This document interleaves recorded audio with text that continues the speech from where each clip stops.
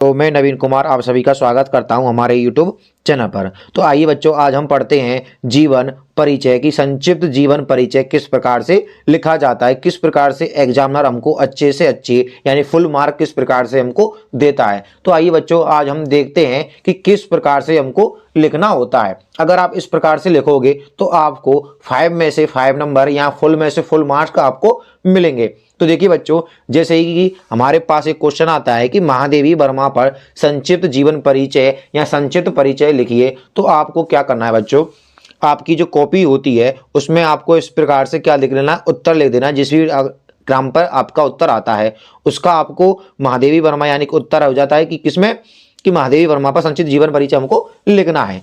तो फिर आपको हेडिंग डालनी है इस प्रकार से नीचे की लाइन में संक्षिप्त परिचय, ठीक है। और इस प्रकार से एक ब्रैकेट बना लेना है आपको। इसमें इधर साइड को क्या करना है, आपको ब्लैक पेन से और इधर ब्लू पेन से लिखना होता है। जैसे कि देखिए बच्चों, मैंने पॉइंट बना के लिखा है कि नाम, सबसे पहले क्या लगाया मैंने, नाम, फिर जन्म, फिर जन्म स्थान, फिर माता का नाम, फिर पिता का नाम, फिर उपलब्धियां, ठीक है ना बच्चों।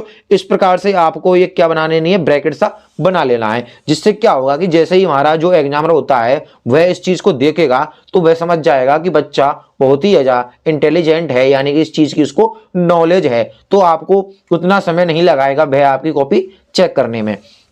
देखिए बच्चों, सबसे पहले महादेवी वर्मा का हमने क्या लिखना है, संक्षिप्त परिचय लिखना है ना बच्चों। तो फिर देखिए, जन्म, जन्म यानी कि सन 1907 ईस्वी में इनका जन्म हुआ था, ठीक है ना, इस प्रकार से लिख देना है।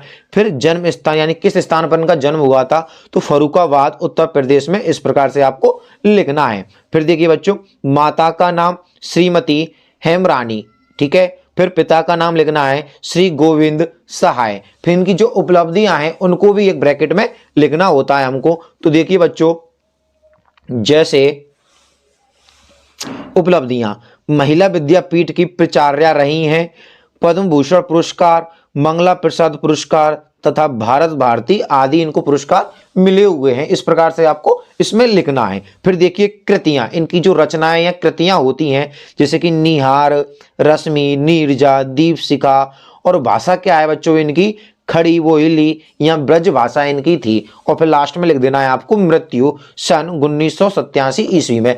आप इतना ही लिखोगे ना बच्चों तो वह इसको ही पढ़ के समझ जाएगा कि बच्चे को फुल नॉलेज है, ठीक है ना। तो यानी कि ये हमारा एक तरह से जादू हो जाता है एग्जाम पर। जो हमारी कॉपी चेक करता है, जो एग्जामिनर होता है, अगर वह इस प्रकार से देख लेगा ना आपको, तो समझ लेना आपको फुल नंबर देगा। वो आपको फुल नंबर, एक नंबर भी नहीं काटेगा। फिर चाहे आप उसमें किसे भी लिख दें, अगर आपने यह सही लिखा है तो वह समझ जाता है कि बच्चा बहुत ही ज्यादा इंटेलिजेंट है। तो चलिए हम किस प्रकार से लिखेंगे। देखिए बच्चों, सबसे पहले बात आती है जीवन परिचय। भाई देखो, यह वाला जो हमारा टॉपिक है ये एक पेज में आ जाता है। तो इसको एक पेज में करने के बाद सेकंड पेज से आपको क्या करना है, जीवन परिचय लिखना प्रारंभ करना है। तो देखिए बच्चों, आगे लिखते हैं हम जीवन परिचय। तो देखिए बच्चों, जीवन में आपको, जीवन परिचय में आपको मुख्य मुख्य बातें लिखनी है, किस प्रकार से इन्होंने क्या किया था, क्या नहीं किया था। देखिए बच्चों, श्रीमती महादेवी वर्मा जी का जन्म सन 1906 ईस्वी में उत्तर प्रदेश के फर्रुखाबाद में एक शिक्षित परिवार में हुआ था। यानी कि जो महादेवी वर्मा थी उनका जन्म 1906 ईस्वी में, सॉरी बच्चों 1907 में हुआ था। कब हुआ था, 1907 में, 1907 ईस्वी में उत्तर प्रदेश के फर्रुखाबाद में एक शिक्षित परिवार में हुआ था। इनके पिता का नाम गोविंद सहाय वर्मा था, ठीक है बच्चों, तथा माता का नाम श्रीमती हेमरानी था। इनकी प्रारंभिक शिक्षा इंदौर तथा उच्च शिक्षा प्रयाग में हुई थी। यानी कि जो इनकी जो आपकी जो प्रारंभिक शिक्षा होती है जैसे 5वीं क्लास तक, 8वीं क्लास तक, ये कहां पर हुई थी, इनकी इंदौर में, तथा उच्च शिक्षा यानी कि 12वीं की, फिर उससे आगे बीए, इस प्रकार से, ठीक है ना बच्चों। तो उच्च शिक्षा प्रयाग में हुई थी। इन्होंने नारी स्वातंत्र के लिए संघर्ष किया। यानी कि जो महादेवी वर्मा थी इन्होंने नारी के स्वातंत्र के लिए क्या किया बच्चों, बहुत ही ज्यादा परिश्रम या संघर्ष किया। श्रीमती महादेवी वर्मा जी कुछ वर्षों तक उत्तर प्रदेश की विधान परिषद की मनोनीत सदस्य भी रही थी। यानी कि जो महादेवी वर्मा थी ये क्या है, जो उत्तर प्रदेश है ना बच्चों, उसकी जो विधान परिषद होती है उसमें भी क्या रही थी, ये मनोनीत सदस्य रही थी। महादेवी वर्मा एक प्रसिद्ध कवयित्री तथा निष्ठावान उपासिका थी। यानी कि जो महादेवी वर्मा है यह एक प्रसिद्ध कवयित्री भी रही हैं और निष्ठावान उपासिका भी रही हैं। यानी कि अपने शब्दों पर अड़े रहना एक प्रकार से इनकी क्या थी, एक तरह से उपासिका थी बच्चों, ठीक है ना। यानी कि अपने ही शब्दों पर ही एक तरह से अड़ी रहती थी, यानी किसी की बात किसी के साथ नहीं कहना, चुगलखोरी नहीं करती थी, ठीक है बच्चों। फिर आगे देखिए, सन 1987 ईस्वी को इस महान लेखिका का स्वर्गवास हो गया। यानी कि 1987 ईस्वी में जो हमारी महादेवी वर्मा थी वे परलोक सिधार गई, ठीक है ना बच्चों। ये हो जाता है इनका जीवन परिचय। इंपॉर्टेंट बातें आ जाती है इसमें केवल। फिर लिखते हैं हम साहित्य परिचय। चलिए बच्चों, तो देखिए बच्चों, साहित्य परिचय हम किस प्रकार से लिख सकते हैं। श्रीमती महादेवी वर्मा जी का मुख्य रचना क्षेत्र काव्य है, ठीक है ना बच्चों। एक बात और देखना बच्चों, अगर आपकी कॉपी में जैसे आप इस प्रकार से हेडिंग डालते हो, फिर आप यहां से लिखना प्रारंभ करते हो, तो आपको क्या करना है बच्चों, कई सारे बच्चे क्या करते हैं, यहीं से इतने से इतर यानी इसके नीचे ही इधर लिखते जाते हैं, आगे बढ़ जाते हैं, परंतु इधर का क्षेत्र क्या छोड़ देते हैं, हम खाली छोड़ देते हैं। ऐसा आपको नहीं करना है। भले ही आपका इधर का यानी कि राइट वाला क्षेत्र इधर का बच्चों छूट जाए, परंतु इधर का आपको नहीं छोड़ना है। इससे क्या होता है कि कॉपी आपकी भद्दी सी दिखाई देती है। केवल आपको इधर से अच्छी तरह से लिखना है, इधर भले ही छूट जाना है, ठीक है ना बच्चों। देखिए, इनकी गणना छायावाद कवियों की बृहद चतुष्टय है, ठीक है ना। मतलब बृहद यानी कि चार चतुष्टय, यानी कि जिसमें चार लोग कवियों थे, ठीक है बच्चों, जिसमें चार कवि आते हैं, जिसको बोलते हैं बृहद चतुष्टयी। यानी कि प्रसाद हजारी प्रसाद त्रिवेदी, पंत हो जाते हैं, निराला हो जाते हैं, और हमारी महादेवी वर्मा इसमें शामिल हो जाती हैं, में होती है।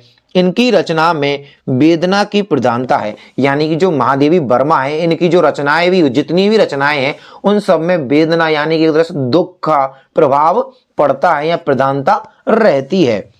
काव्य के अतिरिक्त इनकी बहुत सी श्रेष्ठ गद्य रचनाएं भी हैं। यानी कि जो इनकी काव्य की जो हमारी रचनाएं होती हैं, उनके साथ साथ इन्होंने गद्य की भी रचनाएं की हैं, ठीक है ना बच्चों। गद्य में भी क्या की हैं इन्होंने, रचनाएं की हैं।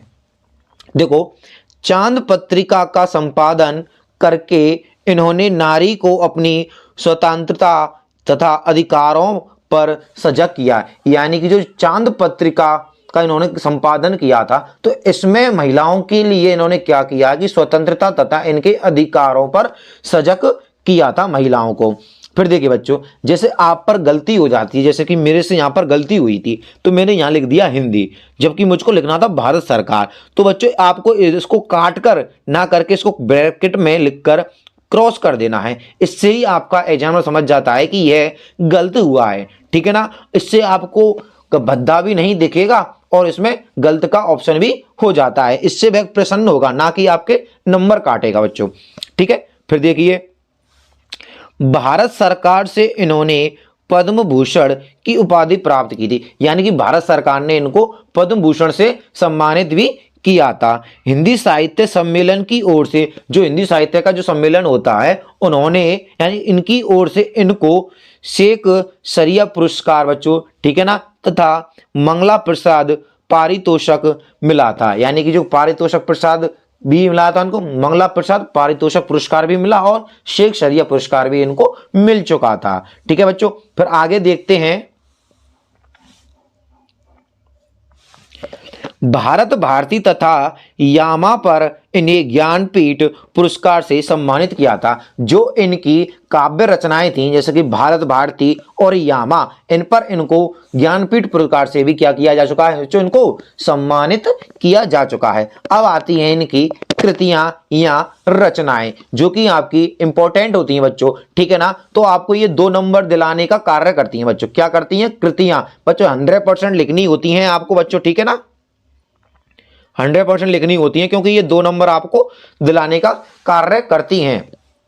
देखिए, महादेवी वर्मा जी का प्रमुख कृतित्व इस प्रकार है, गद्य रचनाएं इस प्रकार से लिख देना है और काव्य रचनाएं हमारी इस प्रकार से कर देना है। फिर पॉइंट बना के गद्य रचनाएं लिखनी है आपको, अतीत के चलचित्र, और फिर आपको पॉइंट बनाना है स्मृति यानी स्मृति की रेखाएं, फिर पॉइंट श्रृंखला की कड़ियां, फिर देखिए बच्चों काव्य में किस प्रकार से आती हैं? निहार, रश्मि, नीरजा, दीप्शिका, यामा। ये क्या हो जाती है? इनकी मोस्ट इंपॉर्टेंट कृतियां आती हैं। अगर आप इस प्रकार से अपना जीवन परिचय यानी कि जिस भी कवियत्री या कवि का जीवन परिचय लिखते हैं तो आपको बच्चों मैं गारंटी देता हूं फुल मार्क मिलेंगे। अर्थात 5 नंबर का होगा तो 5, अगर 4 नंबर का होगा तो आपको 4 नंबर फुल में से फुल मिलेंगे। केवल आपको इसी प्रकार से लिखना है जिस प्रकार से मैंने लिखा है। इससे क्या होता है बच्चों, आपके आगे की कॉपी भी अच्छी तरह से क्या की जाती है, बहुत ही शीघ्रता से चेक की जा सकती है। ठीक है बच्चों, आपको इस प्रकार से भी इसको लिख देना है। ठीक है ना। अगर वीडियो अच्छी लगी हो तो दोस्तों प्लीज हमारे चैनल को सब्सक्राइब कीजिए और अपने दोस्तों के साथ शेयर कीजिए। धन्यवाद बच्चों।